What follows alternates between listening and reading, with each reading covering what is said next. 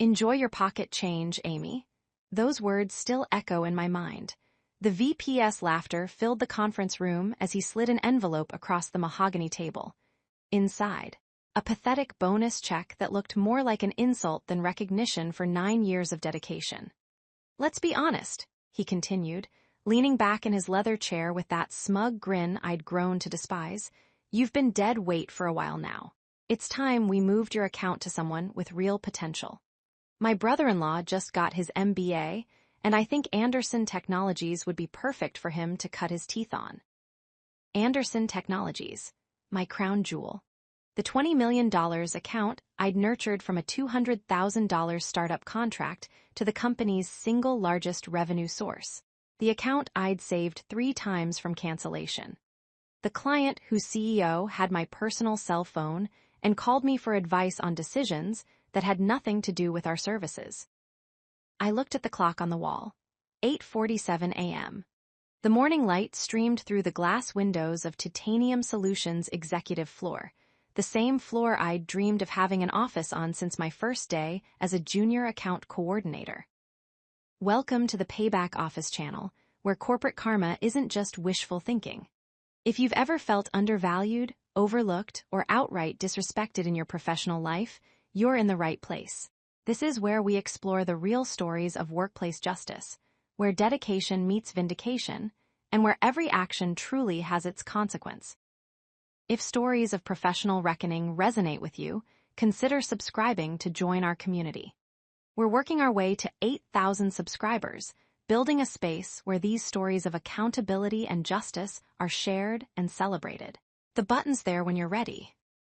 My name is Amy Thornton, and until that moment at 8:47 a.m. on a Tuesday morning, I was the senior account executive at Titanium Solutions. I didn't come from wealth or connections. I came from a middle-class family in Ohio where my parents taught me that hard work mattered, that people mattered, and that success meant nothing if you stepped on others to achieve it. Those roots kept me grounded, gave me the ability to connect with people genuinely, to understand their struggles and ambitions. That empathy became my superpower in sales. But apparently, empathy and results weren't enough for VP Gregory Walsh. Anderson Technologies, I repeated slowly, buying myself time to process the betrayal. The account I've managed since they were operating out of a garage. We're being the operative word, Amy, Gregory said, already checking his phone like this conversation bored him. They're a major player now. They need someone hungry, someone innovative, someone who isn't just coasting on past achievements. Coasting? The word landed like a slap. Last quarter alone, I'd expanded the Anderson contract by $4 million. I'd introduced them to our new cybersecurity division, which they'd adopted company-wide. I'd negotiated a 3-year renewal when they were actively being courted by our competitors. Just 2 weeks ago, I'd flown to Seattle on my own dime when their CTO had cold feet about our latest proposal, and I'd closed the deal over coffee at 6 a.m. in the hotel lobby. But I was coasting. When does this transition happen? I asked, my voice steady despite the rage building in my chest. Yesterday, ideally, Gregory laughed. But officially today. Blake will shadow you this week, and then he'll take over the account on Monday. I'll need you to introduce him to Anderson's team, brief him on all active projects, and transfer your files by Friday. Blake Walsh, 26 years old, MBA from a decent but not impressive program, 0 experience in enterprise solutions, 0 experience in client management, 0 experience in anything except being Gregory's sister's husband. I thought about the envelope still sitting on the table between us. I opened it again. The check was for $3,000.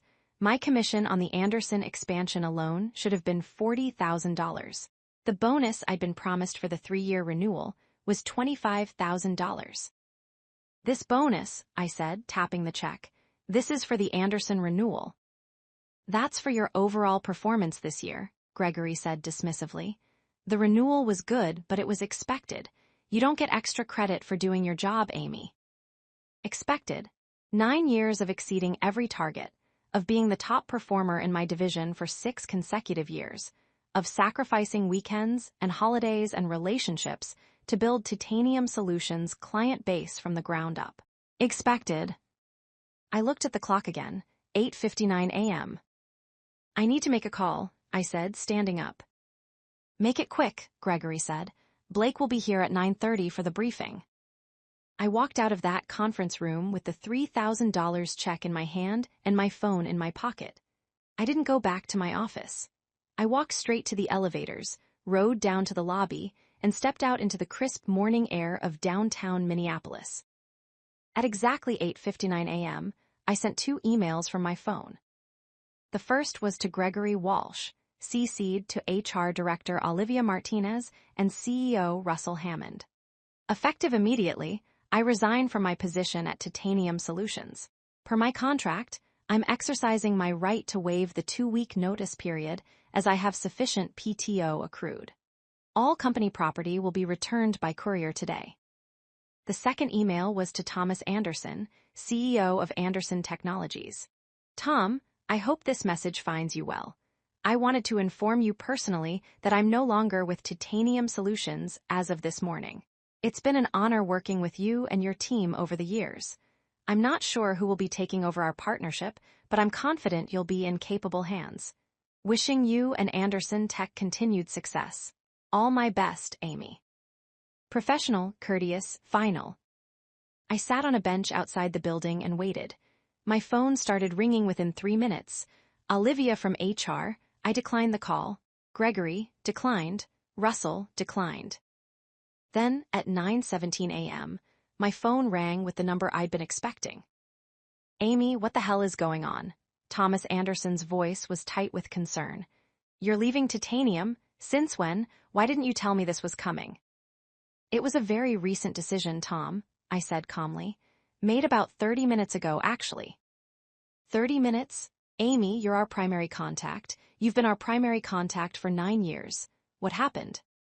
I chose my words carefully. Let's just say that my professional goals and Titanium's direction are no longer aligned.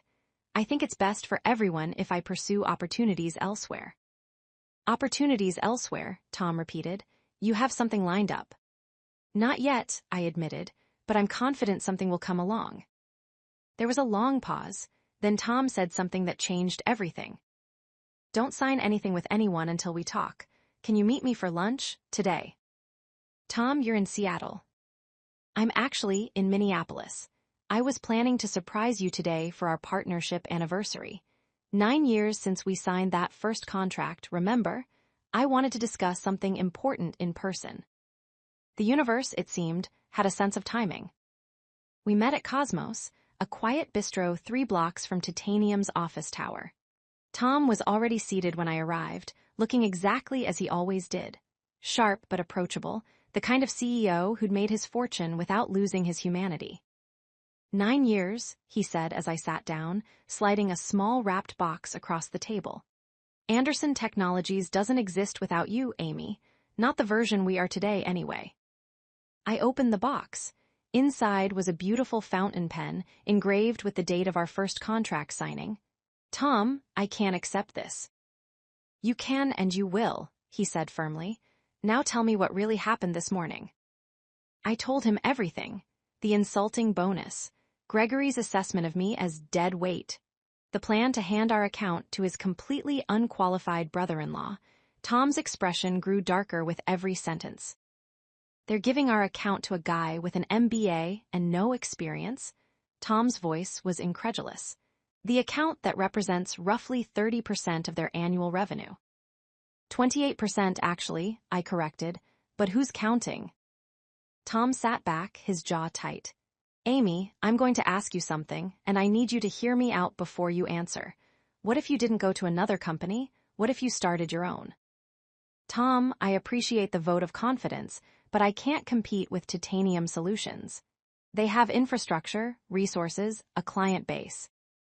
They have one client that matters to them, Tom interrupted. Mine, and that client is about to fire them. The words hung in the air between us. Tom, you can't make business decisions based on personal loyalty to me. Your board would never. My board has been questioning our relationship with Titanium for the last year, Tom said. The service quality has declined. Response times are slower. Half the people on our account team turned over in the last 8 months. The only reason we've stayed is you personally. Every time I've brought up concerns, you've fixed them. Every time we've had an emergency, you've handled it. Not titanium. You. He leaned forward, his voice intense. Last month, when our system went down at 2 a.m., who answered the phone? You did.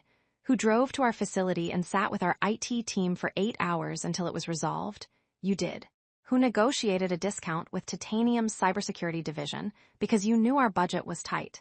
You did. That's my job, Tom. It was your job, past tense. He pulled out his phone and showed me an email. This is a draft termination notice for our Titanium Solutions contract.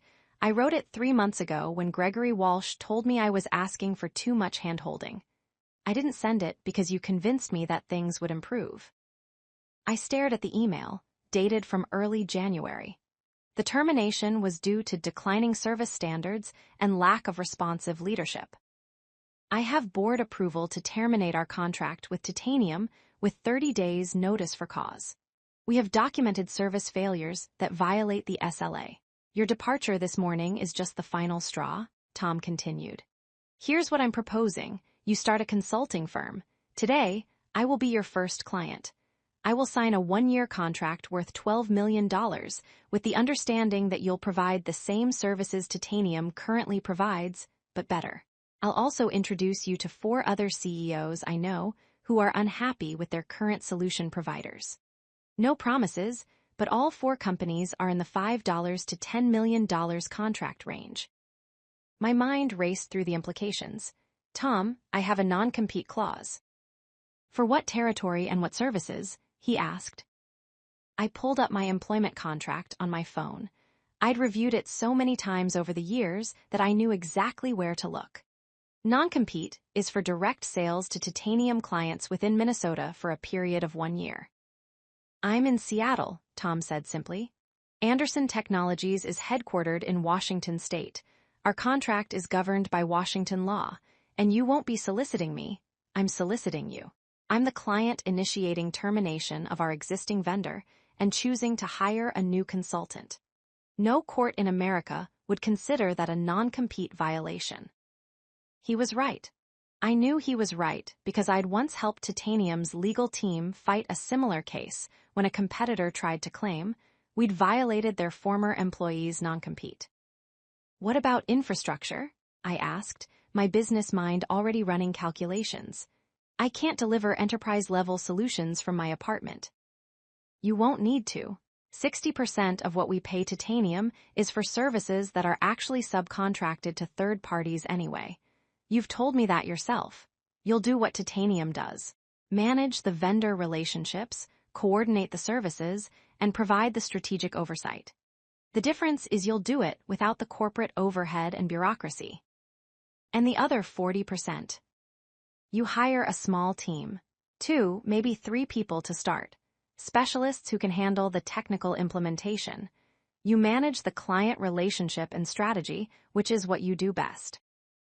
I looked at the fountain pen still in my hand, then at Tom's earnest expression. Why are you doing this? Because 9 years ago, when Anderson Technologies was barely surviving and no reputable firm would give us the time of day, you took a chance on us. You convinced Titanium to offer us terms we could afford. You personally mentored our team on best practices. You treated us like we mattered when we were nobody. He paused. Loyalty goes both ways, Amy, and besides, it's just good business. I'd rather pay you $12 million for excellent service than pay Titanium $14 million for mediocre service. The math was simple. Tom's proposal was real. The opportunity was there. I need 48 hours to set up the business structure, I said. LLC formation, business insurance, contract review by a lawyer. Done, Tom said immediately. I'll have our legal team send over a draft services agreement today. You review with your attorney, we negotiate terms, and we'll aim to have it signed by Friday. We shook hands across the table, and just like that, my entire career trajectory changed.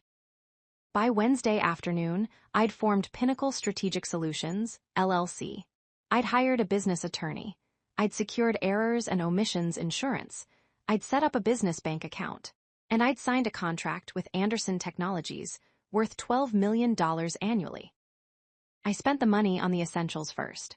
A small office space in a shared workspace facility, business-class software subscriptions, and a starting salary for 2 contractors I'd worked with before, both brilliant specialists who'd left Titanium because they were tired of the corporate politics. Back at Titanium Solutions, my sudden departure had created chaos. Gregory had apparently assumed I'd slink away quietly, grateful to escape with my pocket change. Instead, he'd found himself trying to explain to Blake how to manage an account that represented nearly 30% of the company's revenue. According to my former colleague Hannah, who texted me updates with barely concealed glee, Blake's first meeting with Anderson Technologies lasted exactly 11 minutes. The meeting, from what Hannah described, was a masterclass in incompetence. Blake had shown up to the video call without reviewing the account history. He'd mispronounced Tom Anderson's name as Tim. He'd suggested innovative approaches that Anderson Tech had already implemented 2 years ago. And when Tom had asked a basic question about their current service agreement, Blake had responded, "I'll have to check with my uncle and get back to you." "Uncle?" Tom had apparently replied, his voice cold. "I thought Gregory Walsh was your brother-in-law." "Right, yeah, brother-in-law," Blake had stammered. "I meant brother-in-law, family stuff, you know how it is." The call had ended shortly after.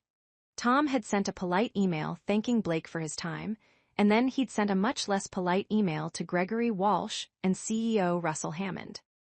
Hannah forwarded me Tom's email, risking her own job to do it.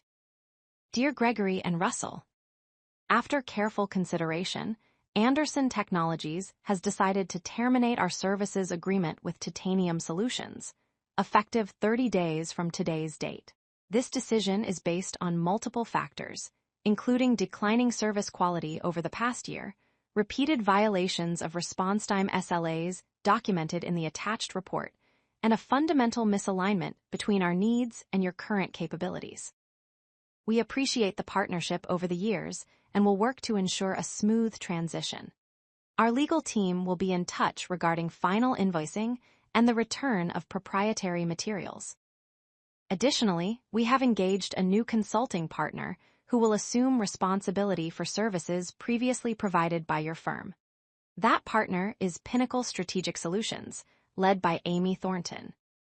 Before you consider any legal action regarding non-compete agreements, please note that Anderson Technologies is headquartered in Washington State. Our contract is governed by Washington law, and Ms. Thornton was solicited by us as a client, not the reverse. We initiated termination of our Titanium contract independent of Ms. Thornton's new business. Any attempt to interfere with this business relationship will be met with vigorous legal defense and a countersuit for tortious interference. Regards, Thomas Anderson, CEO, Anderson Technologies. The email was a thing of beauty, professional, factual, and utterly devastating. Hannah said the executive floor at Titanium had descended into panic within an hour. Russell had called an emergency meeting.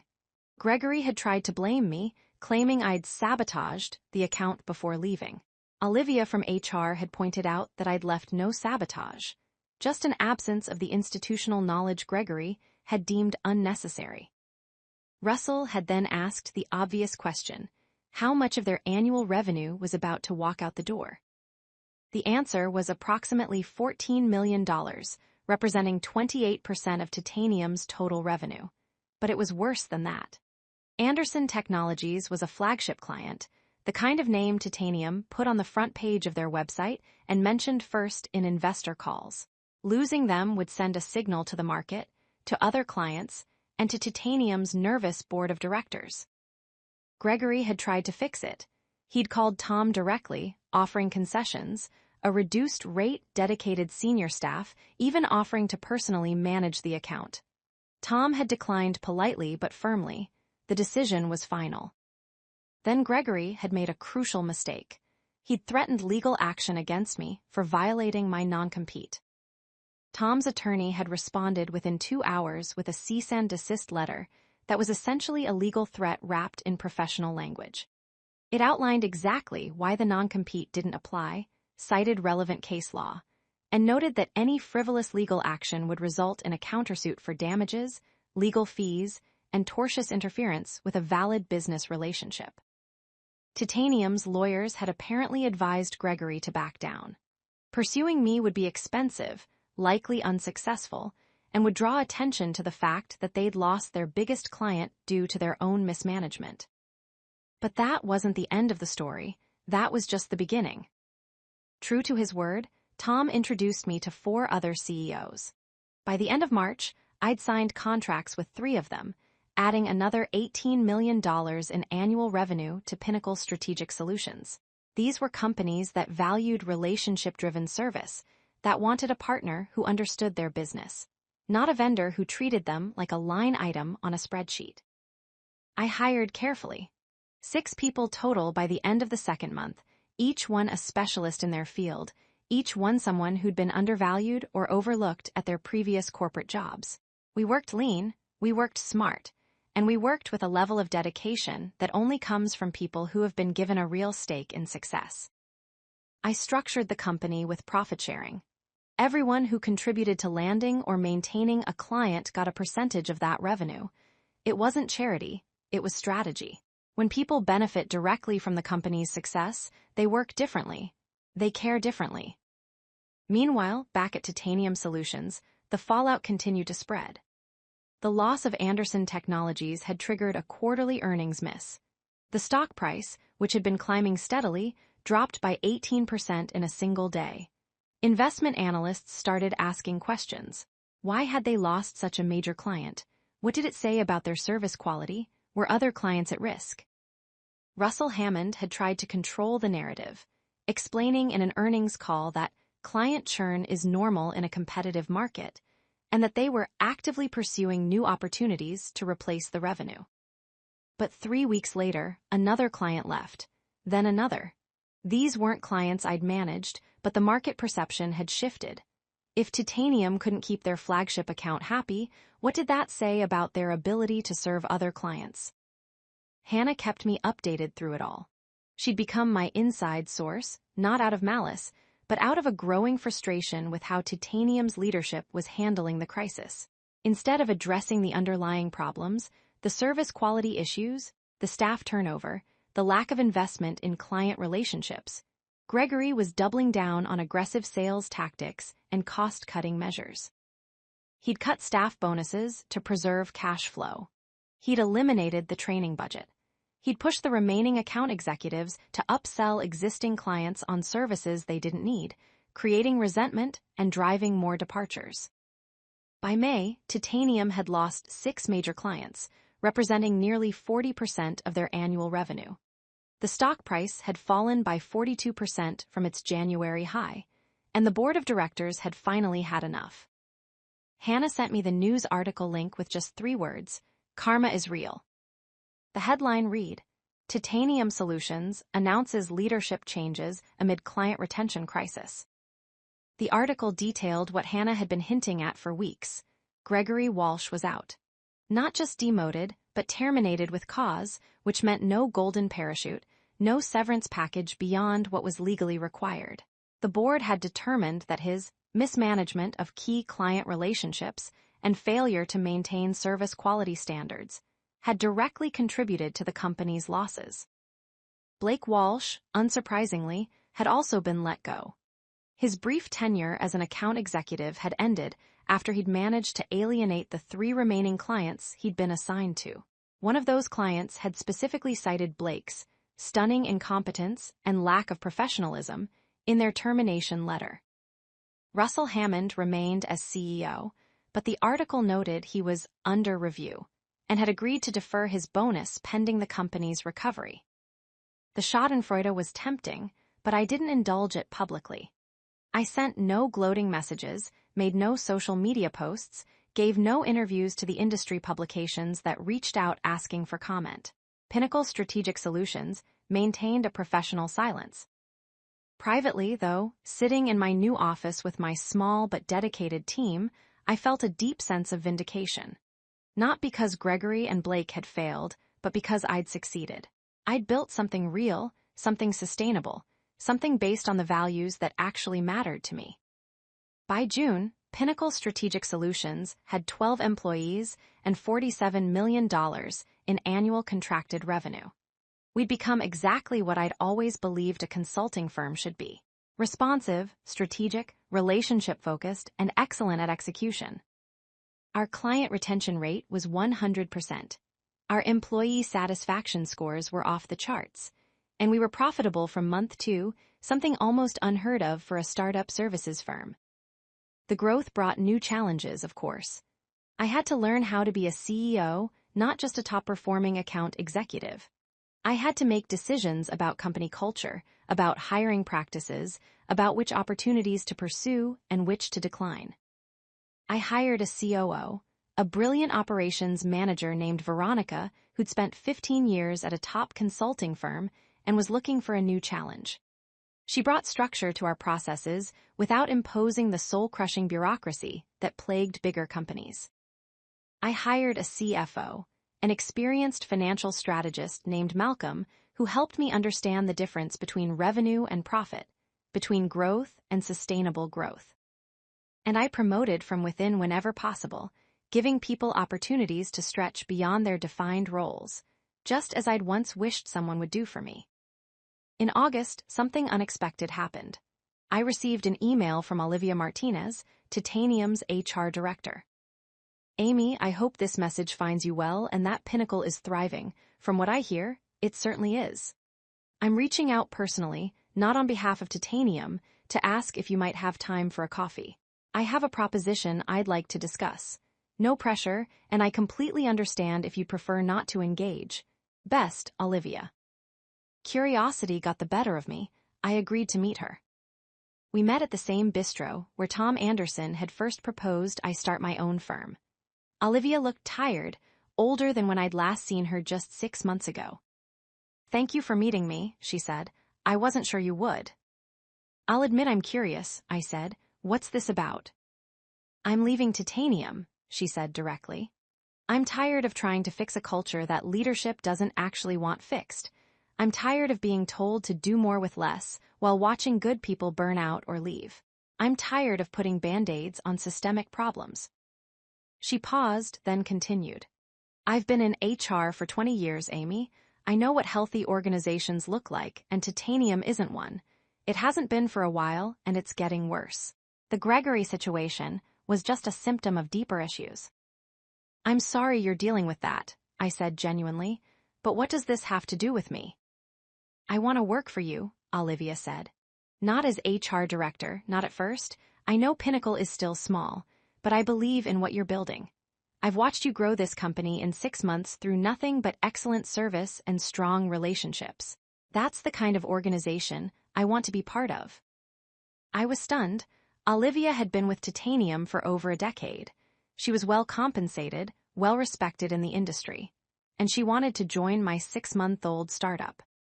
"Olivia, I appreciate the confidence, but I need to be honest with you.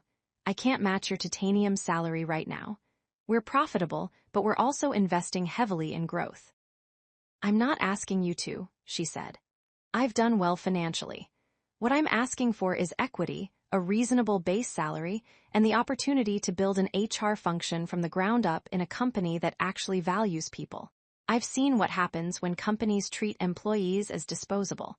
I want to be part of proving there's a better way." We talked for 2 hours. About company culture, about sustainable growth, about the kind of workplace we both believed was possible. By the end of the conversation, I'd offered Olivia a position as Director of People Operations, with a salary that was 60% of what she'd been making at Titanium, plus a 3% equity stake in Pinnacle Strategic Solutions. She accepted on the spot. Olivia joined Pinnacle in September, and her impact was immediate. She formalized our hiring processes, implemented professional development programs, and created feedback systems that actually worked. She also brought something I hadn't anticipated: institutional knowledge about what not to do, learned from watching Titanium's mistakes up close. By October, we had 22 employees and $73 million in annual contracted revenue. We'd outgrown our shared workspace and moved into a proper office, nothing fancy but functional and designed for collaboration. And then, in November, I received a call I never expected. "Miss Thornton, this is Russell Hammond. I hope I'm not calling it a bad time." Titanium's CEO. The man who'd sat silently while Gregory Walsh had called me dead weight and handed my account to his unqualified brother-in-law. The man who'd let me walk out of the building without a single attempt to understand what had happened. "Mr. Hammond," I said neutrally, "this is unexpected." "I imagine it is," he said, and I could hear the exhaustion in his voice. "I'll get straight to the point. Titanium Solutions is not doing well. We've lost significant revenue, our stock price has fallen by 60%, and our board is considering a sale or merger. Before we go down that path, I wanted to explore whether there might be any possibility of a partnership with Pinnacle." A partnership? With the company that had pushed me out 6 months ago? The irony was almost too perfect. "What kind of partnership did you have in mind?" I asked, keeping my tone professional. "Frankly, we need help stabilizing our client relationships," Russell said. "We're still losing accounts, our service quality hasn't recovered, and our reputation in the market is damaged. Pinnacle, on the other hand, has an impeccable reputation. Your client retention is perfect, your growth is explosive, and from what I hear, you're turning away business because you're at capacity." He wasn't wrong. We declined 4 potential clients in the past month because we didn't have the bandwidth to serve them at the level we demanded of ourselves. "I'm listening," I said. "What if Titanium became a strategic partner to Pinnacle? We have infrastructure you don't have yet. Data centers, established vendor relationships, enterprise-level security certifications. You have what we've lost: client trust, service excellence, and leadership that people actually want to follow. We could create a structure where Pinnacle takes the lead on client relationships and strategy, and Titanium provides the back-end infrastructure and support."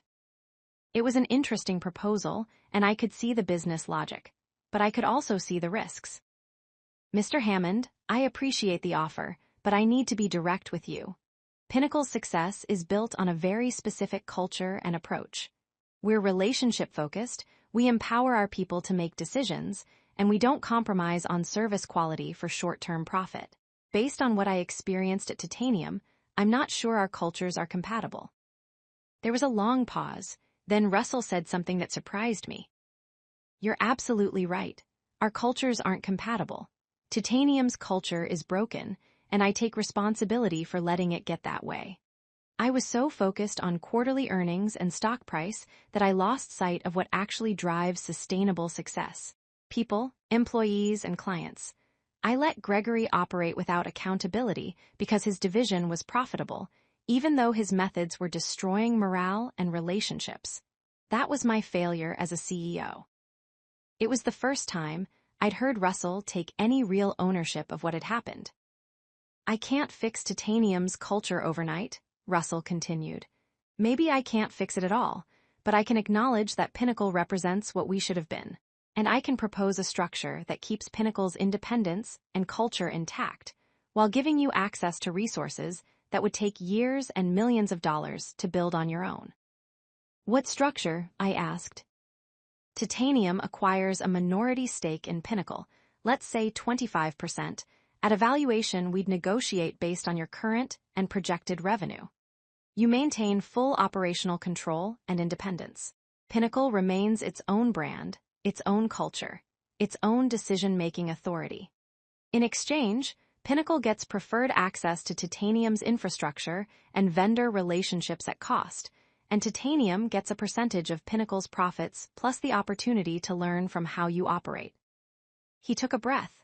"And there's one more component. Titanium's remaining major clients, the ones we haven't lost yet, get the option to transition to Pinnacle management. If they choose to do so, Titanium continues to provide back-end support, but Pinnacle owns the client relationship. We split the revenue based on actual contribution. Pinnacle gets 60% for relationship management and strategy. Titanium gets 40% for infrastructure and support." It was a bold proposal. It would give Pinnacle instant scale, access to enterprise-level resources, and a path to serving much larger clients than we could currently handle. But it would also tie us to Titanium, a company whose culture and leadership I didn't trust. I need to discuss this with my team, I said. This isn't a decision I make unilaterally. Of course, Russell said. Take whatever time you need. I'll send over a formal proposal document with financial projections and a proposed structure. If you're interested in exploring this further, we can bring in attorneys and investment bankers to negotiate terms. I spent the next week in intensive discussions with Veronica, Malcolm, Olivia, and my senior account executives. We wargamed every scenario, analyzed the financial projections, and debated the risks and opportunities. The team was split. Veronica saw the strategic value of the infrastructure access. Malcolm was concerned about the complexity of the financial arrangement. Olivia was worried about culture contamination. My senior account executives were focused on whether this would compromise our ability to serve clients at the level they'd come to expect. I called an all-hands meeting. 22 people gathered in our main conference room, and I laid out the proposal in full transparency. I want everyone's input on this, I said, because this decision affects everyone in this company. We've built something special here in 6 months, and I won't risk that without broad consensus. The discussion that followed was remarkable. People asked tough questions, they challenged assumptions, they proposed modifications to the structure, and through it all, they demonstrated exactly why Pinnacle had been so successful. They cared deeply about the work, about the clients, and about each other. After 3 hours, we had a modified proposal. We'd agree to the partnership, but with strict contractual protections. Pinnacle would maintain complete operational independence. Any titanium client who transitioned to Pinnacle would sign a new contract directly with Pinnacle, not with titanium. If titanium's infrastructure or support failed to meet our standards, we had the right to source those services elsewhere.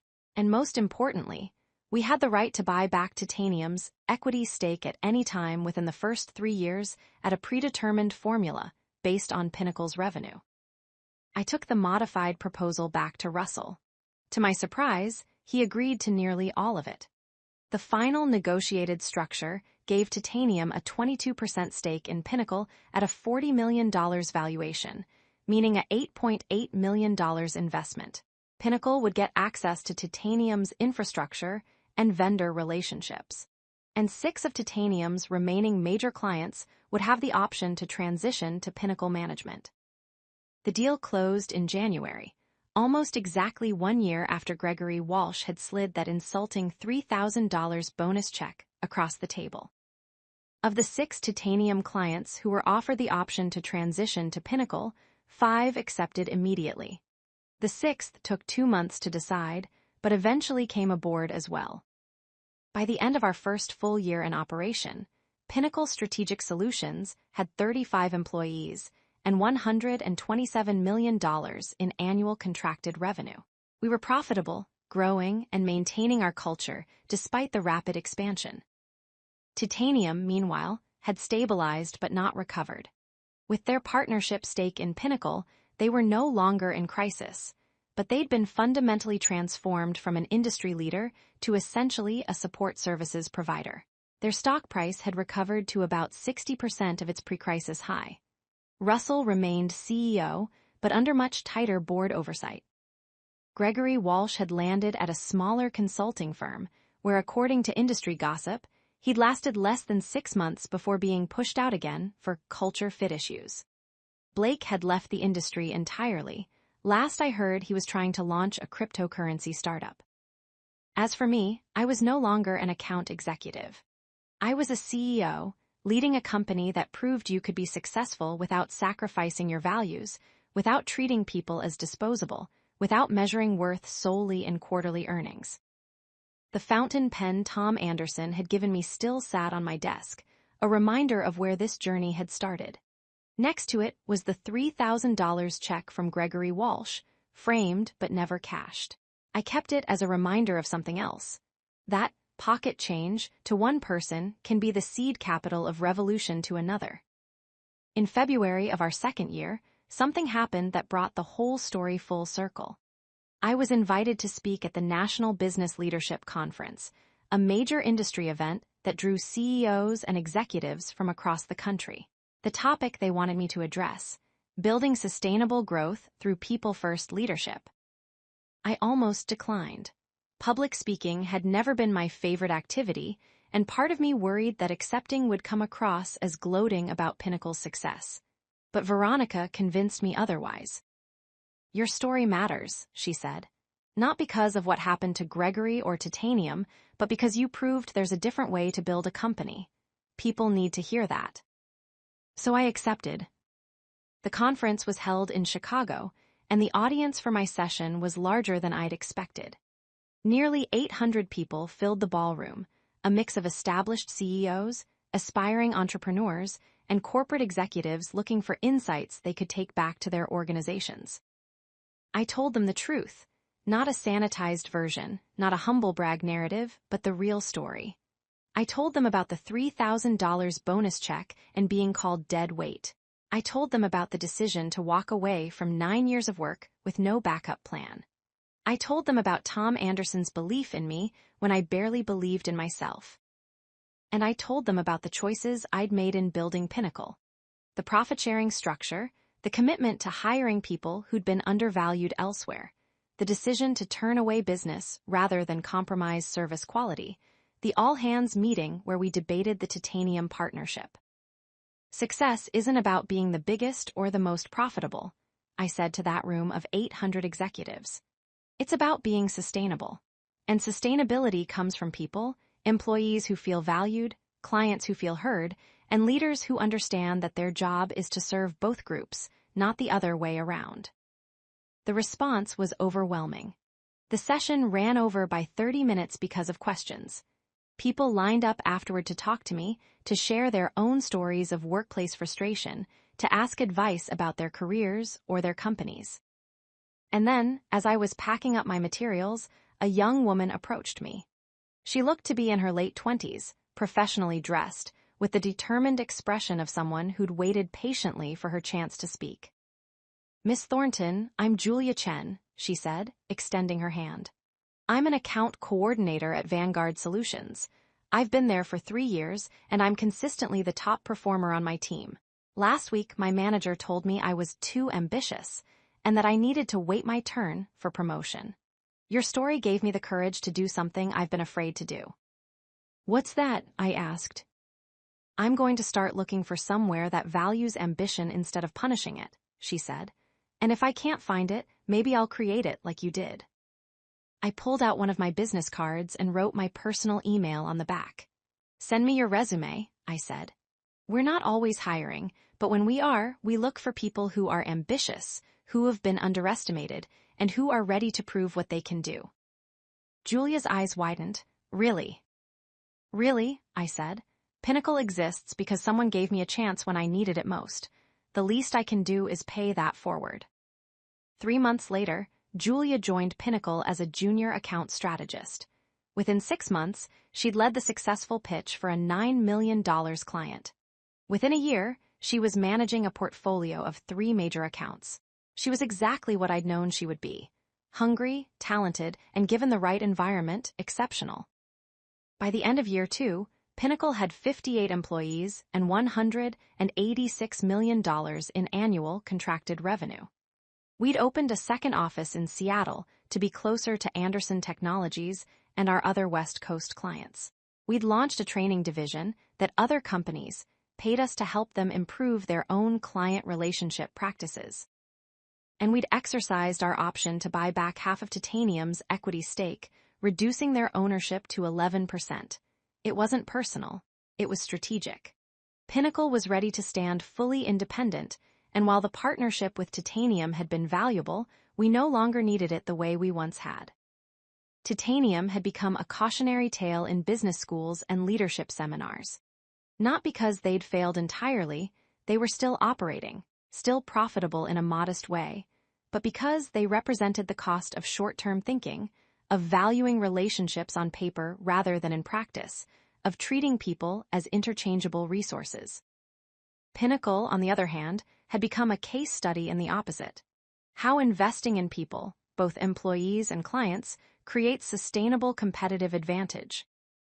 In year 3, we went fully independent, buying out the remaining Titanium equity stake.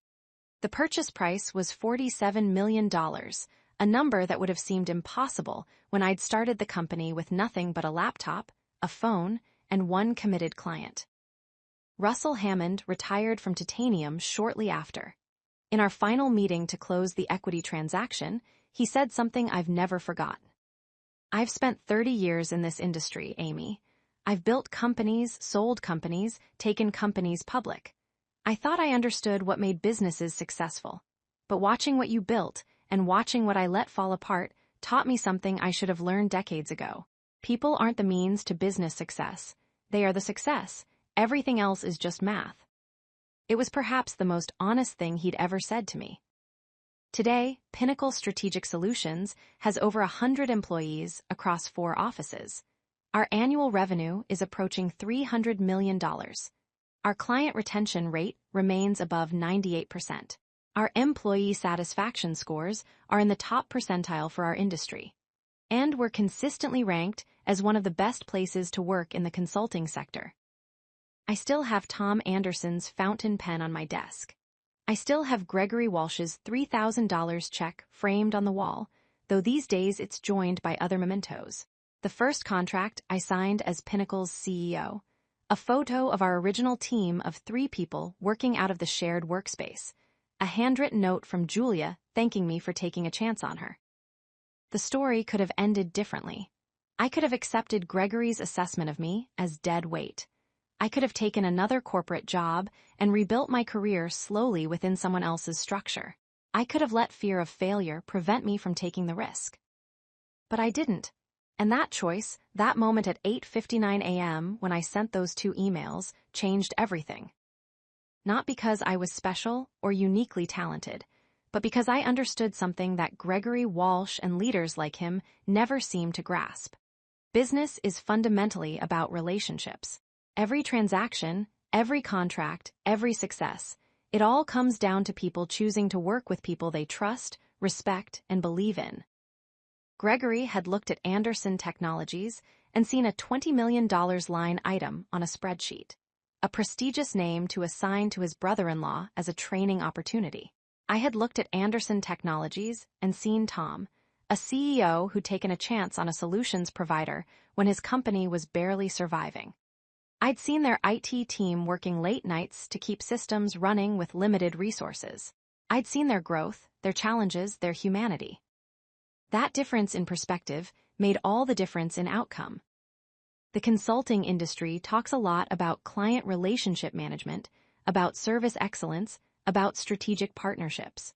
But too often, those concepts are reduced to processes and metrics, to CRM software and satisfaction surveys. The real work of relationship building is messier and more human. It's about answering the phone at 2 a.m. It's about admitting when you don't know something and finding someone who does. It's about celebrating your client's successes and helping them navigate their failures. Pinnacle's success isn't a story of revenge, though I won't pretend there wasn't satisfaction in proving Gregory Walsh catastrophically wrong. It's a story of validation, of values, of the compound returns that come from treating people well over time. Every employee at Pinnacle has equity in the company. Not token amounts, but meaningful stakes that will matter when they retire or move on to their next adventure. Every client has my personal cell phone number, just as they did when I was an account executive at Titanium. And every decision we make as a leadership team starts with the same question. Is this good for our people and our clients, or is this just good for the spreadsheet? Sometimes those align perfectly. Often they do when you're building for the long term, but when they conflict, we choose people, every single time. That philosophy has cost us opportunities.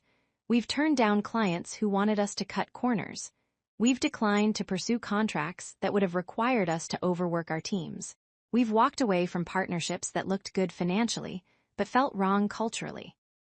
And yet, we've grown faster and more sustainably than companies that made the opposite choices. 3 months ago, I received an invitation to join the board of directors for a Fortune 500 technology company.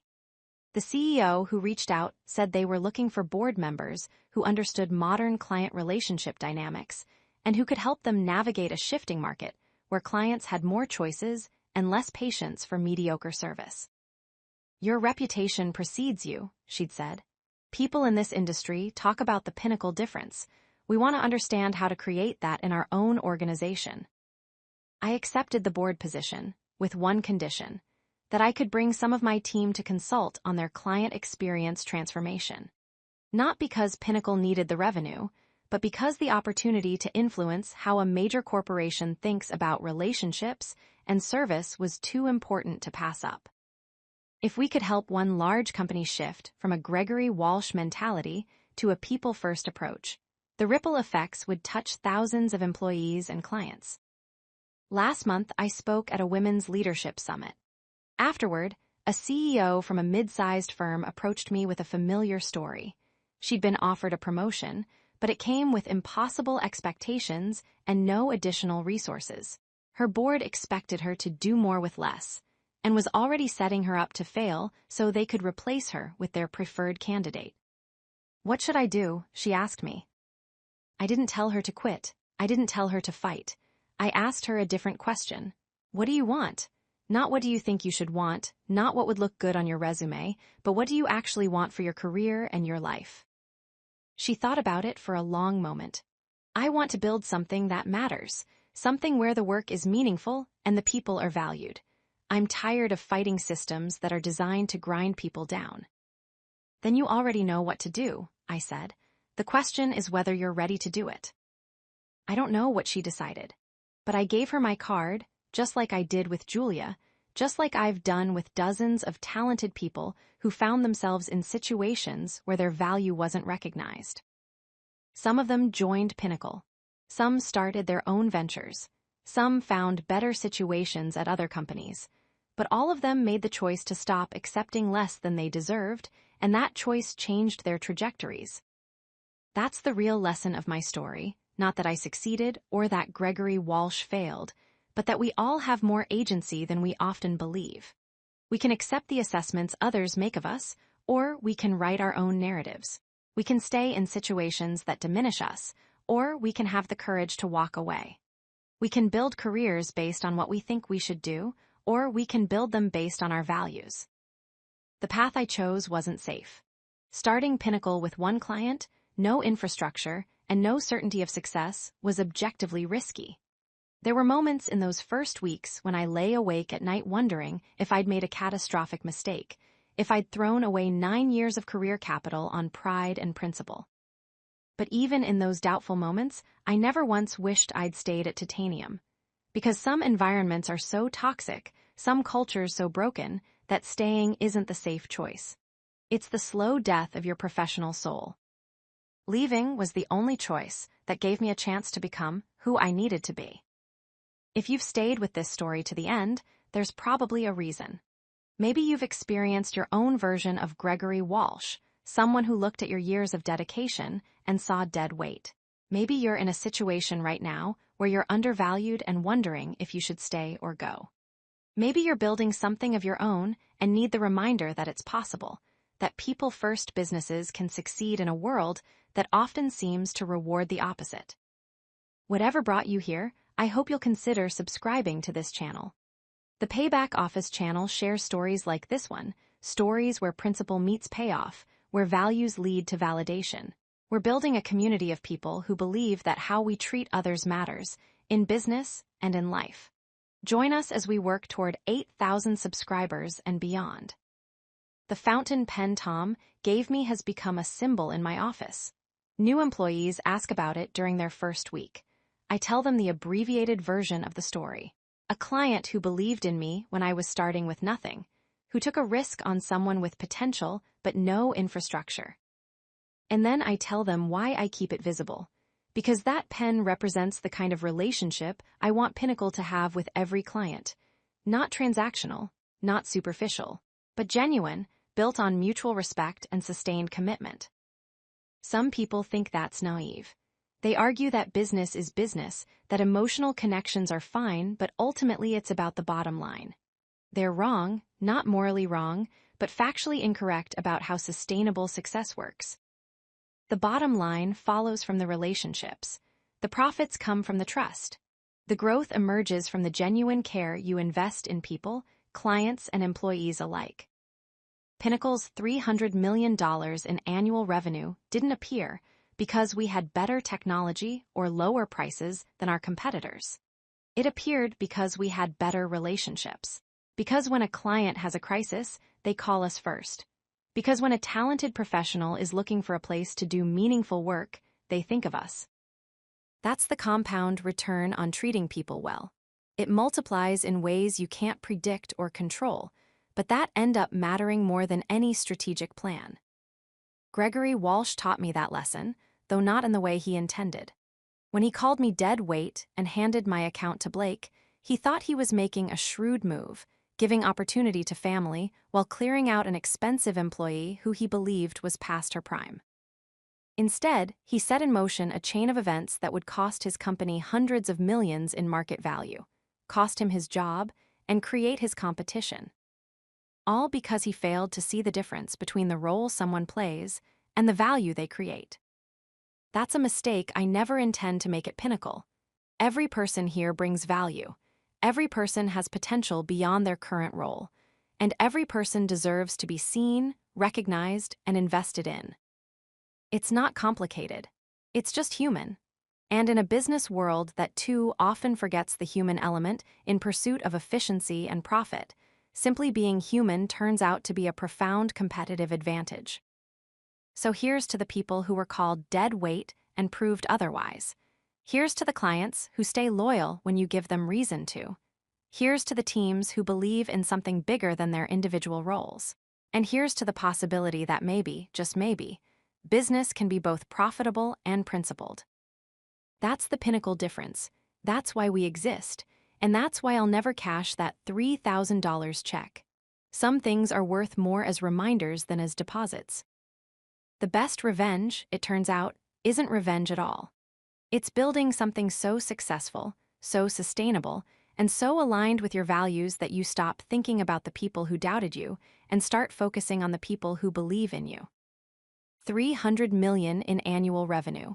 100 talented people building careers they're proud of. Clients who trust us with their most critical challenges.